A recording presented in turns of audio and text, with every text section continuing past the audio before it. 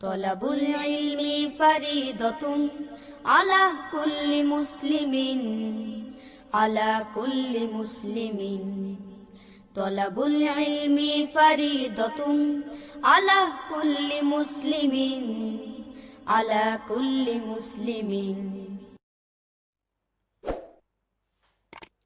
السلام علیکم ورحمۃ اللہ وبرکاتہ. بسم اللہ الرحمن الرحیم.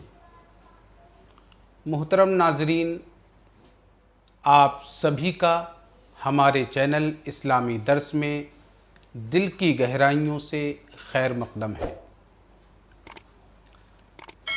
ناظرین، آج محرم الحرام شریف کے مہینے کی پہلی تاریخ ہے. جیسا کہ ہم نے آپ سے وعدہ کیا تھا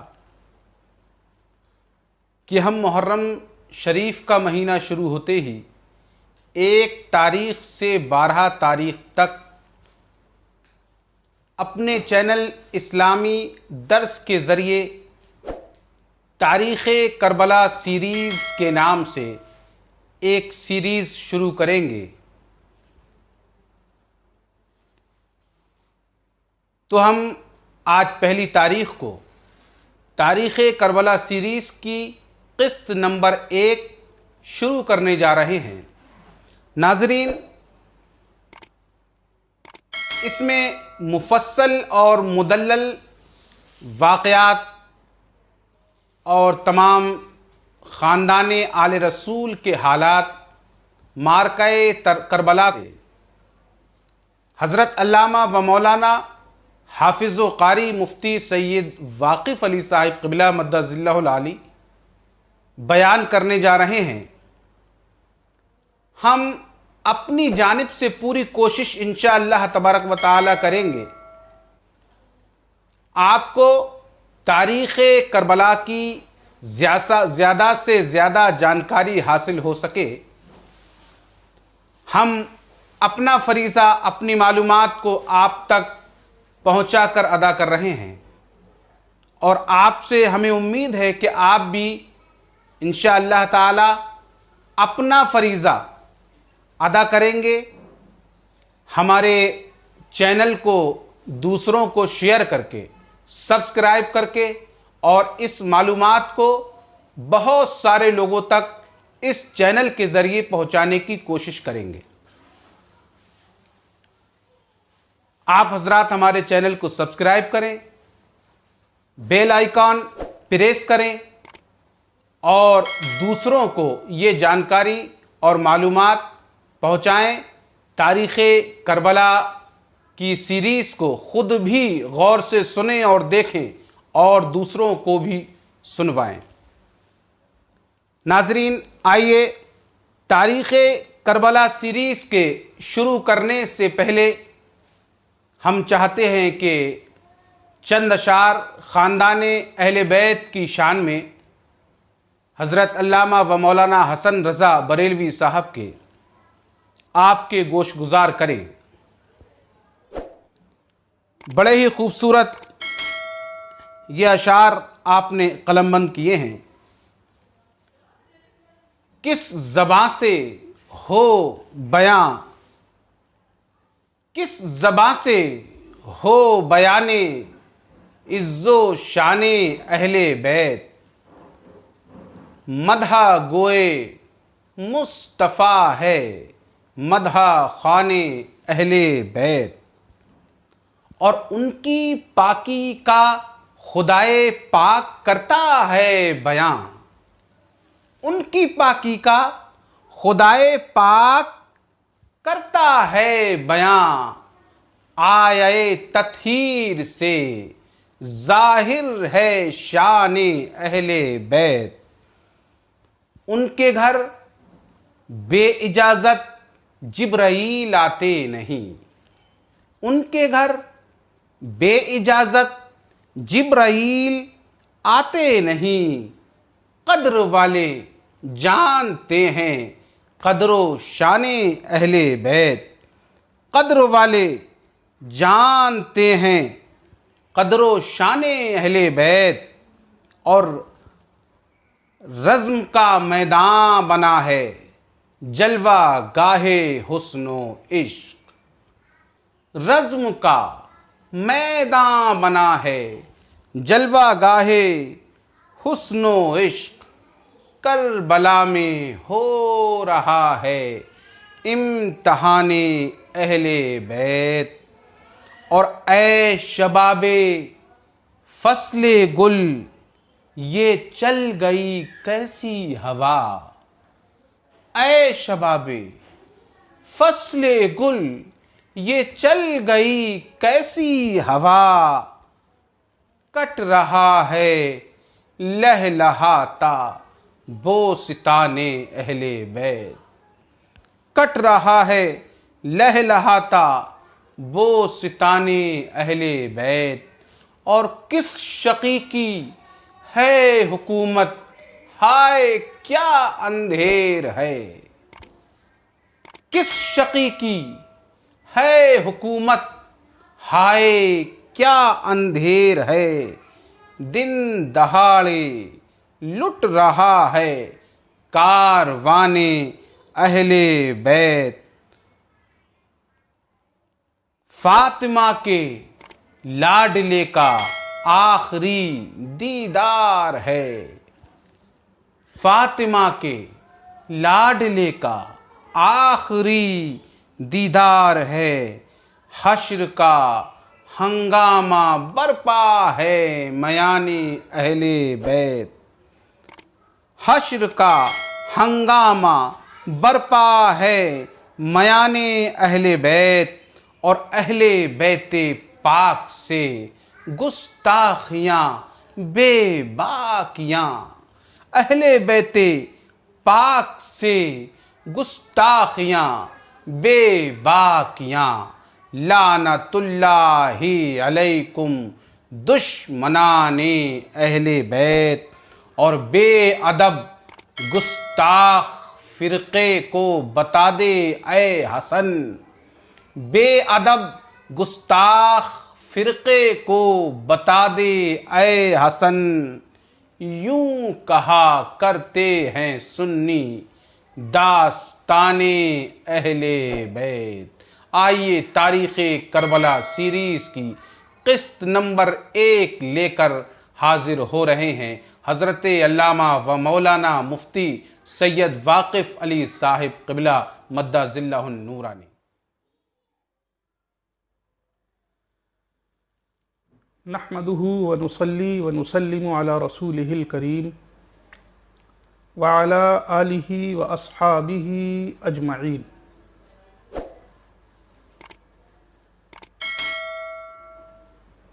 محترم حضرات، آج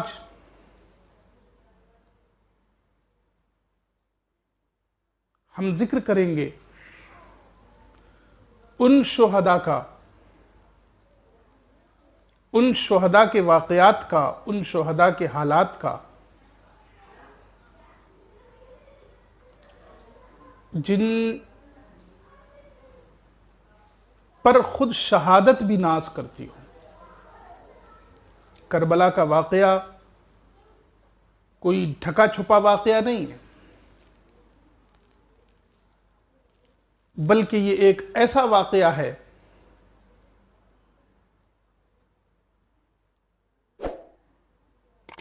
جس کے ہونے سے پہلے بھی لوگوں کو معلوم تھا کہ ایسا واقعہ رونما ہونے والا ہے، اور آج اس واقعے کے رونما ہونے کے بعد سینکڑوں سال گزر گئے، لیکن تاریخ انسانیت اس واقعے کو بھلا نہیں سکی۔ آج جس موضوع پر مجھے گفتگو کرنی ہے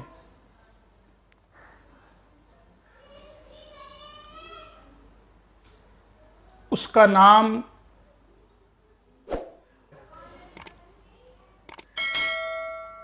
دور رسالت میں کربلا کی آہٹ۔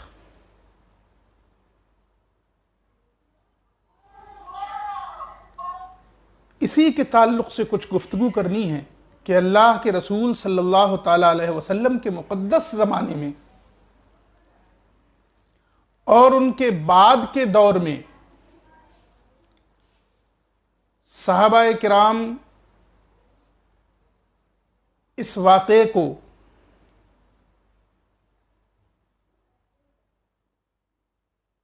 یزید کی حکومت کو کس نظریے سے دیکھتے تھے، اور صحابہ کرام رضوان اللہ عنہم اجمعین کے مقدس دور میں بھی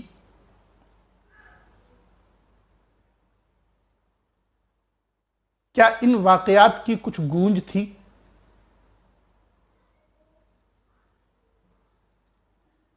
کیا کربلا کی جنگ کی آہٹ وہاں تک پہنچی تھی؟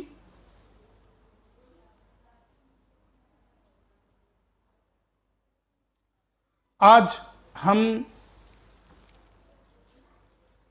حوالوں اور دلائل کی روشنی میں اس تعلق سے گفتگو کریں گے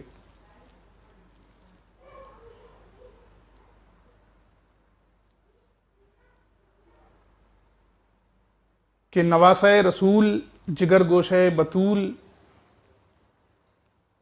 سید الشہداء حضرت امام حسین علیہ السلام کے ساتھ جو واقعات پیش آئے،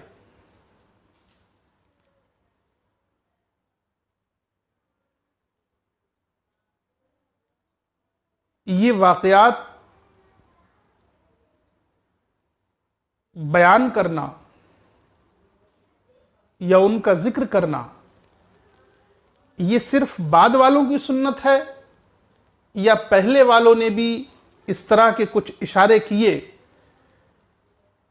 یا انہیں معلوم تھا کہ فلاں دور میں حالات اچھے نہیں رہیں گے؟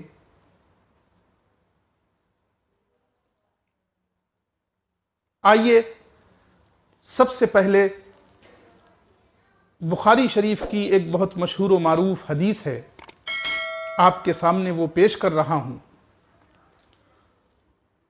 اس حدیث کے تعلق سے کچھ دیر گفتگو کریں گے اور پھر آگے بڑھتے ہیں۔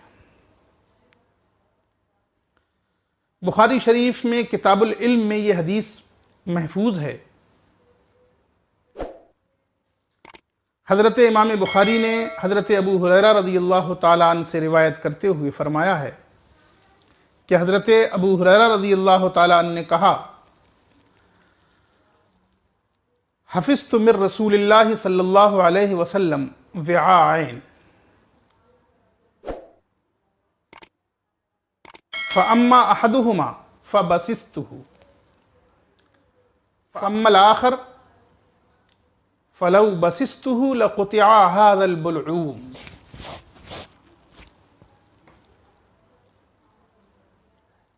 میں نے اللہ کے رسول صلی اللہ تعالی علیہ وسلم سے جو احادیث یاد کی، ان کو میں دو حصوں میں تقسیم کر سکتا ہوں۔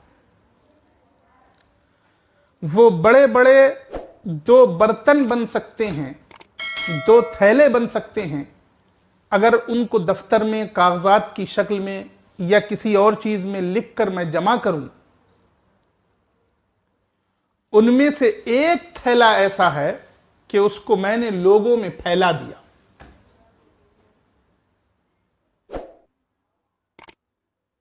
اور پھر حضرت ابو ہریرہ کہتے ہیں کہ دوسرا تھیلا، دوسرا برتن اگر میں نے لوگوں میں وہ پھیلایا تو یقیناً یہ گلا کاٹ دیا جائے گا۔ اس حدیث کی تشریح کرتے ہوئے عمدۃ القاری میں حضرت علامہ بدر الدین عینی حنفی علیہ الرحمہ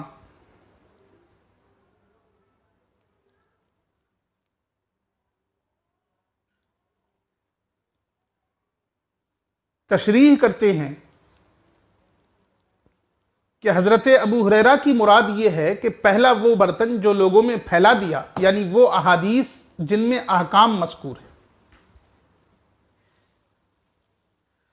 اور دوسرا وعاء، دوسرا برتن दूसरा वो ज़ख़ीरा जो लोगों में नहीं फैलाया गया, बल्कि हज़रत अबू हुरैरा कहते हैं अगर मैं फैला दूं तो मेरा ये गला काट दिया जाए। ये कौन सा ज़ख़ीरा है? इसमें वो कौन सी अहादीस हैं?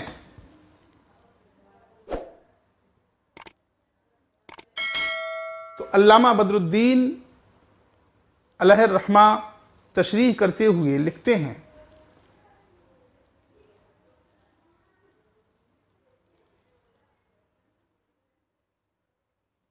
हुमिलल व्याउ सानी अल्लज़ी लम यबुस्सहु अलल अहादीस अल्लती फ़ीहा तबयीन असामी उमराइल जौर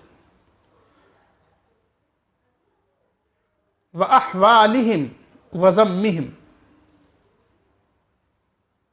यानी वो दूसरा ज़ख़ीरा जिसमें ऐसी अहादीस हैं जिनको फैलाया नहीं गया, वो अहादीस हैं, उनको उन अहादीस पर महमूल किया गया है जिसमें जालिम जाबिर बादशाहों के नाम अल्लाह के रसूल ने बयान कर दिए हैं, उनके अहवाल बयान कर दिए हैं और उनकी मजम्मत बयान कर दी है। और साहिब उम्दतुल कारी लिखते हैं, उस वक्त नाम को लेना चूंकि अपने आप को मशक्कत में डालना था, अपने आप को हलाकत में डालना था,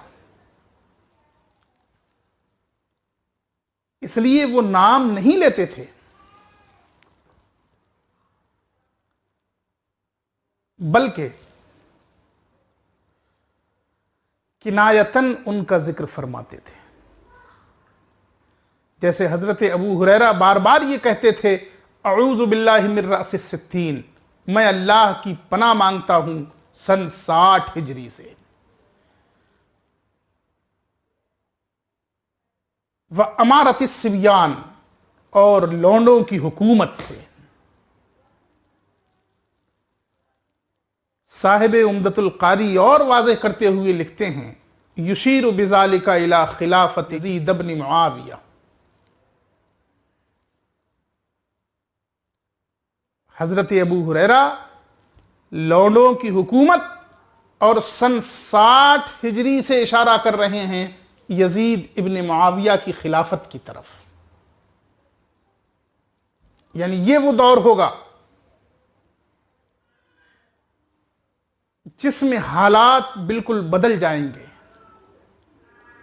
रसूल के वो नवासे जिन्हें रसूल ने अपने कांधों पर बिठाया, इस दौर में उनके साथ जो सलूक किया जाएगा वो ऐसा है कि हजरत अबू हुरैरा रज़ियल्लाहु तबारक व तआला अन्हु उस दौर से पनाह मांग रहे हैं, ऐ अल्लाह मैं पनाह मांगता हूं सन 60 हिजरी से।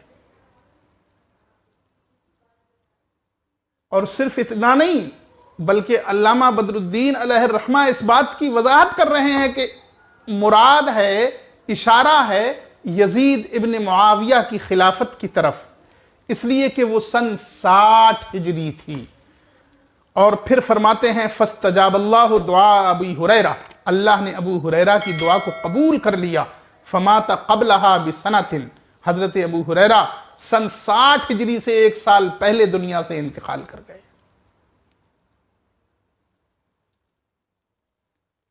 ये बात उस बर्तन में है, ये बात उस जखीरे में है जिस जखीरे को हजरत अबू हुरैरा कहते हैं कि अगर मैं फैला दूं तो मेरी ये गर्दन काट दी जाए। आप समझ सकते हैं, ये कोई आम आदमी नहीं जो इस हदीस की तशरीह कर रहा है, बल्कि ये हजरत अल्लामा बदरुद्दीन आइनी है। अहनाफ में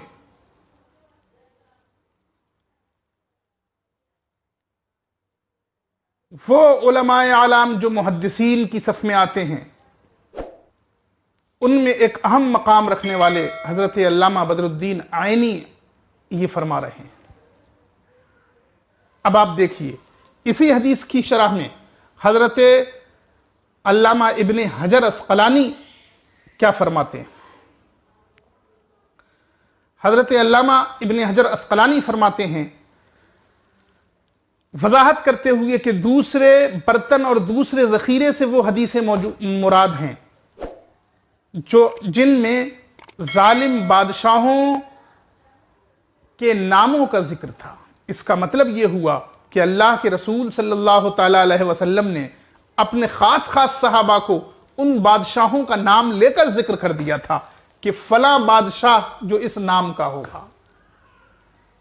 लेकिन चूंकि इन सहाबा को उन बादशाहों से या उनके मानने वालों से, उनके कबीलों से खौफ था, इसलिए उन बादशाहों का नाम नहीं लिया। उन जालिम बादशाहों को पर्दे में रखा, किनायतन इशारतन बयान किया। हजरत अल्लामा इब्न हजर अस्क़लानी अलैहिर्रहमा ने भी इस कौल को नक़ल किया और फरमाया व हमल अल उलमा अल विआ अल्लज़ी लम यबुस्सहु अलल अहादीस अल्लती फीहा तबयीन असामी उमरा अस्सू व अहवालिहिम व ज़म्मिहिम। कौन कह रहा है? अल्लामा इब्ने हजर अस्क़लानी अलैहिर्रहमा फरमा रहे हैं, उलमा ने उस दूसरे ज़ख़ीरे को, उस दूसरे बर्तन को उन अहादीस पर महमूल किया जिसमें जालिम और जाबिर बादशाहों के नाम थे। किसने महमूल किया? उस दूसरे बर्तन से ये किसने समझा? ये उलमा ने समझा। और ये कौन उलमा है? ये आज के दस्तारबंद उलमा नहीं हैं, ये आज के मुकर्रिरीन नहीं हैं, बल्कि ये वो उलमा हैं जिनको अल्लामा इब्ने हजर अस्क़लानी उलमा कह रहे हैं। आप अंदाजा लगा सकते हैं, उन उलमा ने ये वजाहत की इस हदीस की कि वो बर्तन, वो ज़ख़ीरा जिसमें हजरत अबू हुरैरा ने उन अहादीस को रखा है जिसके बारे में हजरत अबू हुरैरा कहते हैं कि मैंने दूसरे बर्तन में से अगर कुछ भी बताया तो मेरी ये गर्दन काट दी जाएगी, यानी मेरा ये गला काट दिया जाएगा अगर मैंने इसमें से कुछ बताया। ये हजरत अबू हुरैरा कह रहे हैं। और फिर अल्लामा इब्ने हजर अस्क़लानी ये कह रहे हैं कि इस ज़ख़ीरे से मुराद वो ज़ख़ीरा है जिसमें जालिम और जाबिर बादशाहों के नामों का बयान है। और फिर फरमाते हैं युशीरु इला खिलाफती यज़ीद इब्न मुआविया। हजरत अबू हुरैरा अपनी इस बात से, अपनी इस हदीस में, अपने इस ज़ख़ीरा सानिया में इशारा कर रहे हैं यज़ीद, उन इस तरह की हदीसों की तरफ जिनमें यज़ीद इब्न मुआविया की खिलाफत वाली हदीसें भी हैं। इसलिए कि यज़ीद इब्न मुआविया सन 60 हिजरी में खिलाफत के लिए, सन 60 हिजरी में कुर्सी खिलाफत पर बैठा, या सन 60 हिजरी में उसको खलीफा बनाया गया। ये कौन कह रहा है? हजरत अबू हुरैरा कह रहे हैं। हजरत अबू हुरैरा रज़ी अल्लाह तबारक व तआला अन्हु नाम नहीं ले रहे हैं, लेकिन उनका इशारा उसी की तरफ है अपने कौल अऊज़ु बिल्लाहि मिन रअसिस सित्तीन में। ये बात हजरत अल्लामा इब्ने हजर अस्क़लानी ने बुखारी की तशरीह करते हुए फरमाई। और आइए हजरत अल्लामा इब्ने हजर अस्क़लानी के बाद हम आपको ले चलते हैं, मिशकात शरीफ में यह हदीस पाक बयान की गई है हजरत अबू हुरैरा रज़ियल्लाहु तबारक व तआला अन्हु की। इसमें हजरत मुल्ला अली कारी अलैहिर्रहमा इरशाद फरमा रहे हैं, उन्होंने भी अल्लामा इब्ने हजर अस्क़लानी की इस बात को नकल किया और नकल करने के बाद इसको बरकरार रखा कि ये जो दूसरा विआ है, ये जो दूसरा ज़ख़ीरा है जिसकी बात की जा रही है, इसको उलमा ने उन अहादीस पर महमूल किया है जिसमें जालिम और जाबिर बादशाहों के नाम अल्लाह के रसूल ने बयान कर दिए थे। और फिर फरमाते हैं युशीरु इला खिलाफती यज़ीद इब्न मुआविया। इसलिए कि हजरत अबू हुरैरा अऊज़ु बिल्लाहि मिन रअसिस सित्तीन फरमाया करते थे, ऐ अल्लाह मुझे सन 60 हिजरी से पनाह देना, ऐ अल्लाह मैं तेरी पनाह मांगता हूं सन 60 हिजरी से। और इन तीनों बुजुर्गों ने ये बात लिखी कि हजरत अबू हुरैरा को सन 60 हिजरी से 1 साल या 2 साल पहले अल्लाह तबारक व तआला ने उठा लिया, उनकी दुआ पूरी हो गई। मतलब ये कि इन अहादीस में हजरत अबू हुरैरा ने जिनका जिक्र नहीं किया, उनमें वो अहादीस भी हैं जिनमें जालिम बादशाहों के नामों के साथ सरकारे दो आलम नबी गैबदा सल्लल्लाहु अलैहि वसल्लम ने बयान फरमा दिया था। अब आप अंदाजा लगाएं, ये वो लोग हैं जो वाक़यतन मुहद्दिस हैं, जिन्हें मुहद्दिस होने का हक हासिल है। ये कोई आम आदमी नहीं है। और इन्होंने हजरत अबू हुरैरा के उस विआए सानी के बारे में लिखा कि अबू हुरैरा के पास यकीनन ऐसी हदीसें हैं جن میں احکام نہیں ہیں بلکہ ان میں ظالم و جابر بادشاہوں کے نام ہیں، ان میں اللہ کے رسول صلی اللہ تعالی علیہ وسلم نے واقعات کی نشاندہی کر دی ہے۔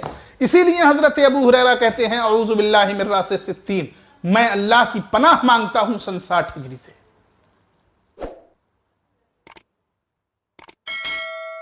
اور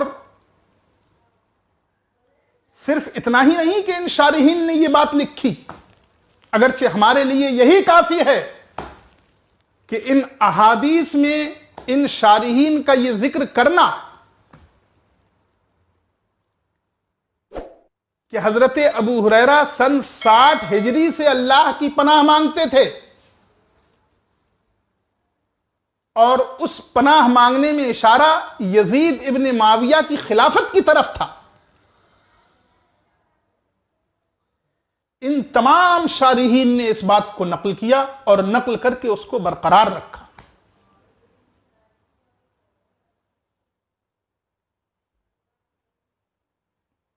اب وہ جس کے دور سے ایک صحابی رسول نے پناہ مانگی ہو، اور صحابی بھی کیسا جلیل القدر، حضرت ابو ہریرہ کے بارے میں کچھ بتانا یہ موضوع سے ہٹنا ہے اس وقت۔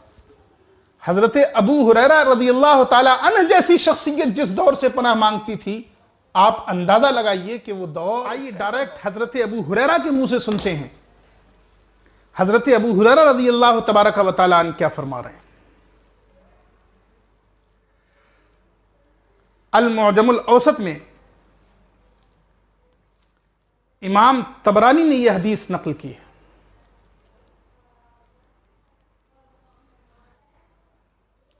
عن ابی ہریرہ رضی اللہ تعالی عنہ قال فی کیسی ھذا حدیث لو حدثتکموہ لرجمتمونی، میرے اس تھیلے میں، میرے اس برتن میں ایک ایسی حدیث ہے کہ اگر وہ حدیث میں تم سے بیان کر دوں تو تم مجھے ضرور سنسار کرو گے، تم مجھ پر پتھر برسانا شروع کر دو گے۔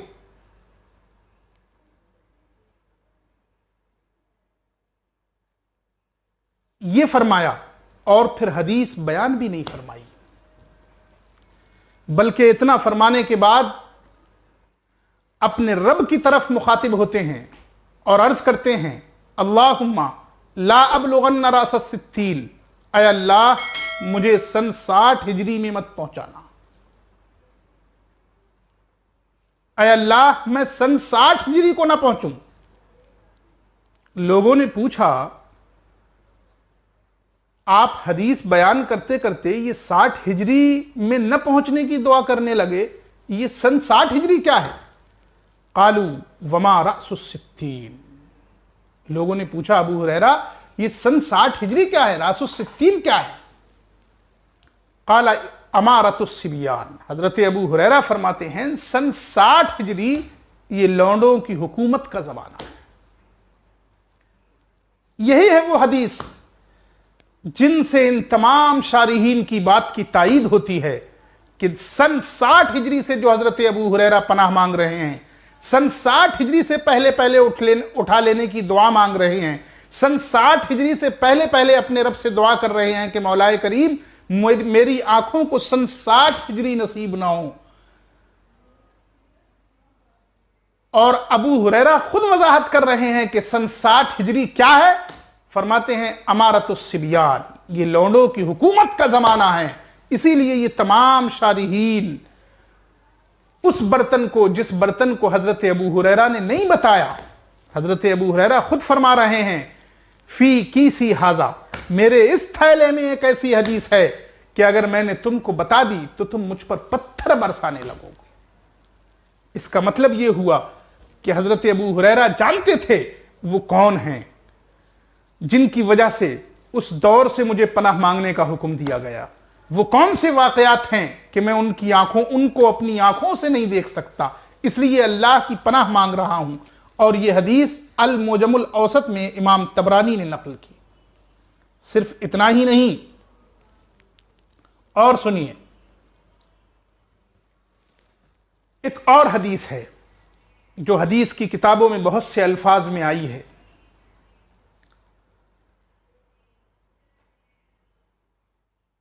جس میں اس بات کی وضاحت ہے کہ سن 60 ہجری سے پناہ مانگنے کا حکم اس لیے تھا کہ سن 60 ہجری یزید کا دور حکومت ہوگا. سن 60 ہجری کے بعد کربلا میں وہ واقعات پیش آئیں گے جن واقعات کو دیکھنا ہر آنکھ کا کام نہیں ہے.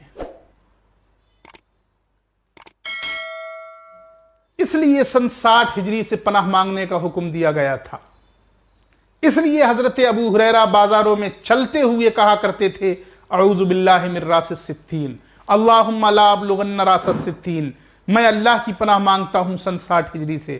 اے اللہ میں سن 60 ہجری تک نہ پہنچوں.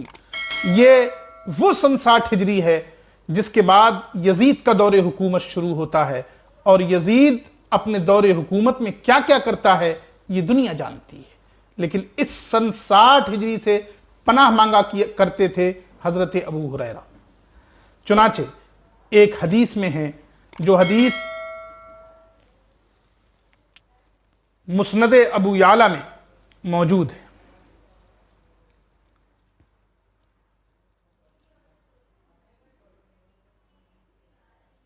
قال رسول اللہ صلی اللہ علیہ وسلم، اللہ کے رسول صلی اللہ تعالی علیہ وسلم نے ارشاد فرمایا لا یزال امر امتی قائما بالقسط. میری امت کا معاملہ قسط اور عدل و انصاف کے ساتھ قائم رہے گا.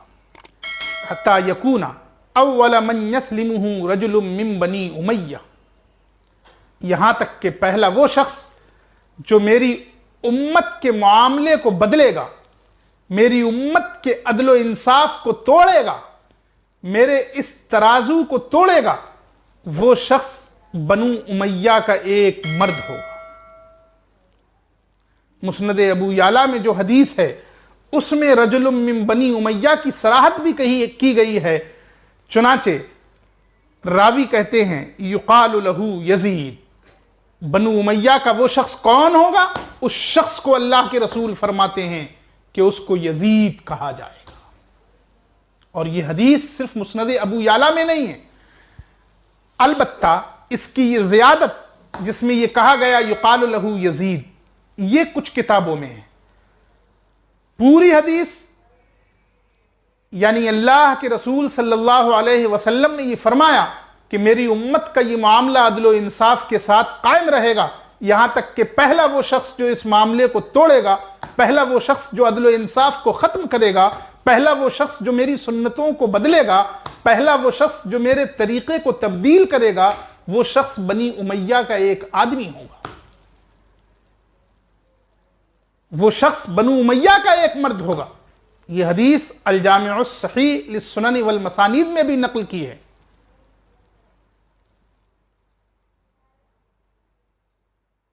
لیکن وہاں یہ زیادت مذکور نہیں ہے جو مسند ابو یعلا میں ہے جس میں یقال لہ یزید کہا گیا ہے. اس حدیث کو تاریخ دمشق میں بھی نقل کیا گیا ہے. اس حدیث کو دلائل النبوہ میں بھی نقل کیا گیا ہے کہ اللہ کے رسول صلی اللہ تعالی علیہ وسلم نے اس حدیث میں کئی پیشی گوئیاں فرمائیں، کئی وہ باتیں بتائیں جو ہونے والی تھیں. یعنی اللہ کے رسول کو معلوم ہے کہ میرے بعد بنو امیہ کا دور آئے، اس دور میں ایسے واقعات رونما ہوں گے جن سے اللہ کی پناہ مانگنے کا حکم دیا گیا. تو یہ حدیث مسند ابو یعلا میں مذکور ہے جس میں کہا گیا یقال لہ یزید. اس بنو امیہ کے شخص کو جو میرے دین کو بدلے گا اس کو یزید کہا جائے گا. الجامع الصغیر میں بھی علامہ جلال الدین سیوطی علیہ الرحمہ نے یہ روایت نقل کی ہے، مگر اس میں یقال لہ یزید کے کلمات نہیں ہیں. چنانچہ التیسیر بشرح الجامع الصغیر میں صاف موجود ہے اول من یبدل سنتی ای طریقتی وسیرت القویمہ الاعتقادیہ والعملیہ رجل من بنی امیہ. اس میں یہ بیان کیا گیا کہ ابن عساکر نے اپنی تاریخ میں یقال لہ یزید کے کلمات بھی زائد کیے ہیں. یہ التیسیر شرح الجامع الصغیر میں ہے. اس کے علاوہ جامع الصغیر کی دوسری شرحوں میں بھی اس بات کا ذکر کیا ہے شارحین نے کہ رجل من بنی امیہ والی روایت میں کچھ راویوں نے یہ الفاظ بھی نقل کیے ہیں یقال لہ یزید، اس شخص کو یزید کہا جائے گا۔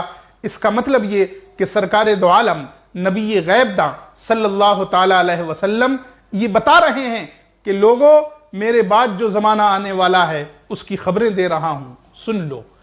وہ شخص جو میری سنتوں کو بدلے گا، وہ شخص جو میرے دین کو بدلنے کی کوشش کرے گا، اس کا نام یزید ہوگا، وہ اپنی حکومت کے نشے میں چور ہوگا۔ اسے یہ سمجھ میں نہیں آئے گا کہ میں نے پیچھے کون سا دور چھوڑا ہے، وہ اس دور کو بھول کر اپنے ایک نئی بادشاہت اور نئی حکومت کی داغ بیل ڈالے گا۔ چنانچہ الجامع الصحیح للسنن والمسانید میں مصنف نے حضرت ابو ذر سے روایت نقل کی رضی اللہ تبارک و تعالی عنہ، عن ابی ذر رضی اللہ عنہ قال سمعت رسول اللہ صلی اللہ علیہ وسلم یقول اول من یبدل سنتی رجل من بنی امیہ، پہلا وہ شخص جو میرے دین کو، میرے طریقے کو بدلے گا وہ بنو امیہ کا ایک شخص ہوگا۔ یہ تھی وہ احادیث جو صراحت کے ساتھ کتب احادیث میں موجود ہیں، اور محدثین نے اس بات کو تسلیم کیا ہے ان احادیث کی روشنی میں کہ اللہ کے رسول صلی اللہ تعالی علیہ وسلم نے اپنے زمانے میں سن 60 ہجری میں ہونے والے واقعہ، یعنی یزید کے حکومت پر بیٹھنے کو ملاحظہ کر لیا، اور اس کے بعد جو تباہ کاریاں ہوں گی ان کو بھی اللہ کے رسول صلی اللہ تعالی علیہ وسلم اچھی طرح محسوس کر رہے ہیں اور اپنے صحابہ کو بتا رہے ہیں کہ اس شخص کو یزید کہا جائے گا۔ اور اگر ہم اس روایت کی بھی بات کریں جس میں یقال لہ یزید کے الفاظ نہیں ہیں، تو یہ تو سب نے مانا کہ اللہ کے رسول صلی اللہ تعالی علیہ وسلم نے فرمایا کہ پہلا وہ شخص بنو امیہ کا ہوگا۔ اب آپ یہ حالات سے سمجھ لیجئے کہ بنو امیہ کا وہ کون سا شخص ہے، بنو امیہ کا وہ کون سا بادشاہ ہے جس نے دین اسلام کو بدلنے کی کوشش کی، جس نے پاک باز عورتوں کو بغیر نکاح کے حلال سمجھنے کی کوشش کی۔ وہ کون سا بادشاہ ہے؟ وہ کون سا بادشاہ ہے جس نے حلال کو حلال اور حرام کو بھی حلال سمجھ لیا؟ وہ کون سا بادشاہ ہے جس نے رسول کی تعلیمات کو اٹھا کر بالائے طاق رکھ دیا؟ اس لیے میں نے عرض کیا تھا کہ ان تمام شارحین نے یہ بات اپنے پاس سے نہیں کہی ہے کہ اللہ کے رسول صلی اللہ تعالی علیہ وسلم کے زمانے میں بھی کربلا کی آہٹ محسوس کی جا رہی تھی، دور کربلا کو سمجھا جا رہا تھا کہ 60 ہجری سے 70 ہجری کے درمیان کا جو عشرہ ہوگا یہ عشرہ بہت خطرناک ہوگا۔ آپ اندازہ لگا سکتے ہیں کہ وہ بنو امیہ کا کون سا بادشاہ تھا جس نے سنت رسول کو بدلا، جس نے دین کو بدلنے کی کوشش کی۔ ٹھیک ہے، یقال لہ یزید کی زیادتی نہیں ہے تمام روایات میں، لیکن یہ تو طے ہے کہ پہلا وہ شخص جو دین کو بدلے گا، پہلا وہ شخص جو میری سنتوں کو تہس نہس کر دے گا، پہلا وہ شخص جو میرے طریقے میں تبدیلی کی کوشش کرے گا، رجل من بنی امیہ، وہ بنو امیہ کا ایک شخص ہوگا۔ یہ کون تھا؟ یہ وہی یزید ہے۔ حضرت ابو ہریرہ رضی اللہ تعالیٰ عنہ نے کیوں تعبیر کیا اس کو امارت الصبیان سے کہ وہ دور بچوں کی حکومت کا دور ہوگا، بچوں کو بادشاہ بنا دیا جائے گا۔ علاوہ اور بھی وضاحتیں اللہ کے رسول صلی اللہ تعالی علیہ وسلم نے فرمائیں۔ ہو سکتا ہے کوئی شخص یہ کہے کہ سن 60 ہجری کی جو بات آئی، جب ہجری اللہ کے رسول صلی اللہ تعالی علیہ وسلم کے زمانے میں شروع ہی نہیں ہوئی تھی،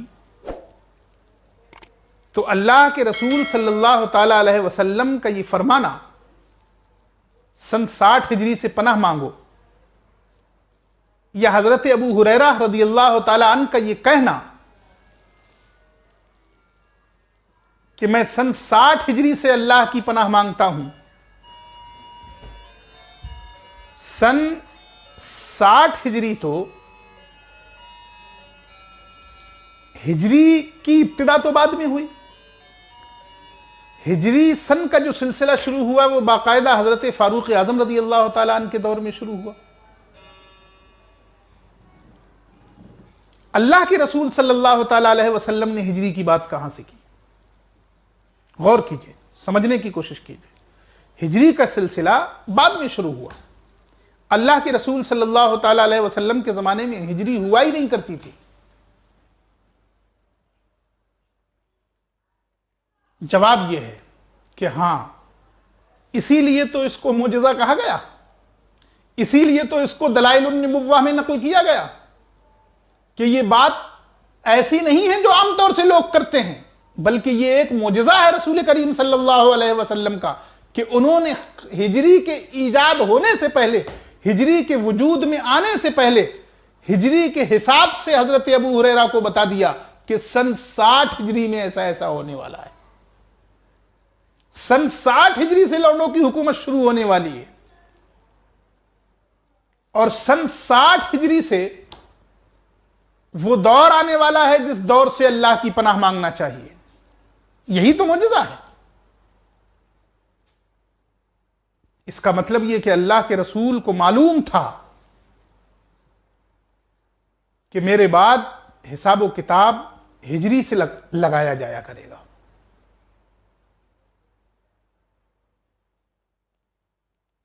اور ایسا بھی ہو سکتا ہے کہ باقاعدہ ہجری سن کا آغاز حضرت فاروق اعظم رضی اللہ تعالیٰ عنہ کے دور میں ہوا ہے، لیکن لوگ ہجرت کے بعد سے، چونکہ ہجرت ایک بڑا واقعہ تھا، ہجرت کوئی چھوٹی موٹی بات نہیں تھی، چند لوگوں نے صرف اس وجہ سے کہ وہ ایک اللہ کو مانتے ہیں اپنا گھر چھوڑا تھا، صرف اس وجہ سے کہ وہ محمد ابن عبداللہ کو اللہ کا رسول مانتے ہیں اس لیے گھر چھوڑا تھا۔ اپنے عقائد کی بنیاد پر انہیں اتنا مجبور کیا گیا تھا کہ انہوں نے گھر چھوڑا۔ تو یہ کوئی چھوٹا موٹا واقعہ نہیں تھا کہ دین کی محبت میں اللہ کی رضا کے لیے صحابہ نے اپنا گھر چھوڑا، اپنا در چھوڑا، اپنی زمینیں چھوڑی، اپنی جائیدادیں چھوڑی، اپنے بال بچے چھوڑے، اپنا پریوار چھوڑا، اپنا وطن چھوڑا، اور سب کچھ چھوڑ کر مدینہ طیبہ پہنچ گئے۔ چونکہ واقعہ بڑا تھا، اس لیے ایسا ہو سکتا ہے کہ اللہ کے رسول صلی اللہ علیہ وسلم کے دور میں بھی لوگ جب ذکر کرتے ہوں تو تاریخ کا تعین کرنے کے لیے، سال کا تعین کرنے کے لیے اس طرح سے ذکر کیا جاتا ہو کہ جس سال میں ہجرت کی گئی اس کے تیسرے سال کی یہ بات ہے، جس سال میں ہجرت ہوئی اس کے 10ویں سال کی یہ بات ہے۔ جیسے اس سے پہلے عرب کا رواج تھا، وہ ذکر کرتے تھے کہ واقعہ فیل سے اتنے پہلے کی یہ بات ہے، واقعہ فیل سے اتنے دن پہلے یہ بات رونما ہوئی، واقعہ فیل سے اتنے سال پہلے یہ بات ہوئی۔ تو ممکن ہے کہ صحابہ کرام آپس میں ذکر کرتے ہوں ہجرت کے اتنے سال کے بعد یہ ہوا، ہجرت کے اتنے مہینے کے بعد یہ ہوا۔ اسی اعتبار سے اللہ کے رسول صلی اللہ تعالیٰ علیہ وسلم نے اپنے صحابہ کو پیشین گوئی فرمائی کہ دیکھو سن 60 ہجری میں میری ہجرت کے بعد جب 60 سال ہوں گے تو وہ دور بڑا نازک دور ہوگا، بڑا خطرناک دور ہوگا، وہیں سے میرے دین کو بدلنے کی کوشش کی جائے گی، میرے دین کو بدلا جائے گا۔ میرے وہ نواسے جن کو میں پیار کرتا ہوں، جن کو میں چومتا ہوں، جن کو میں گلے لگاتا ہوں، جن کو میں کاندھوں پہ بٹھاتا ہوں، میرے ان نواسوں کو تہہ تیغ کیا جائے گا۔ اس کے علاوہ اس طرح کی روایتیں حضرت ابو ذر سے بھی مروی ہیں، حضرت ابو ہریرہ رضی اللہ تعالیٰ عنہما سے بھی مروی ہیں، سب سے مروی ہیں، اور بھی کئی صحابی ہیں جن سے مروی۔ آپ غور کیجئے، اس کا مطلب یہ ہے کہ صحابہ کے دور میں بھی بعض مخصوص صحابہ کو یہ بات معلوم تھی کہ سن 60 ہجری میں ایسا ہونے والا ہے، اور اس کے بعد جو دور شروع ہوگا وہ دور اچھا نہیں ہوگا۔ اللہ کے رسول صلی اللہ تعالی علیہ وسلم نے اپنے زمانے ہی میں یہ بتا دیا تھا، اپنے زمانے ہی میں یہ پیشین گوئی کر فرما دی تھی۔ اللہ تبارک و تعالی ہم سب کو ظالم و جابر بادشاہوں کے ظلم و جور سے محفوظ رکھے، آمین۔ وآخر دعوانا الحمدللہ رب العالمین۔ السلام علیکم ورحمۃ اللہ۔